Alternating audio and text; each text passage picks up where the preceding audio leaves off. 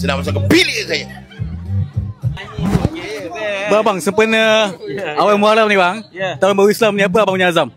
Saya azam bukan semenjak tahun baru. Setiap hari kena ada azam. Sebab nama saya Muhammad Saiful Azam. Jadi kita jangan tunggu tahun baru. Tahun baru tu untuk refresh supaya lebih. Dia sebenarnya azam kita setiap hari adalah untuk memaafkan semua orang.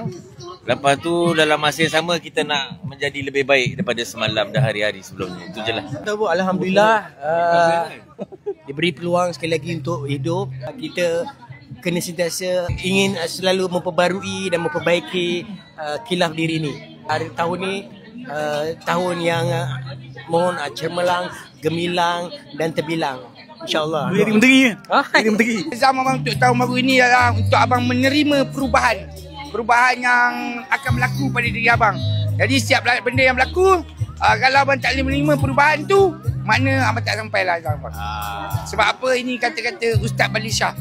Ustaz Bali Shah kata, kita ni azam kita untuk kita menerima perubahan.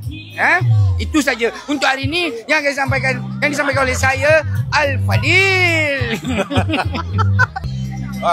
Kalau boleh nak terus terang daripada kepada Allah. Terima kasih di atas dunia yang dibintang oleh Allah ini. Mudah-mudahan kita diberikan kesihatan yang baik untuk terus kita bertakwa lebih dekat dengan Allah. Yang paling penting sekali kita doakan agar Palestin terus menang, dan mudah-mudahan Palestin akan mendapat kemerdekaan, insya-Allah, amin.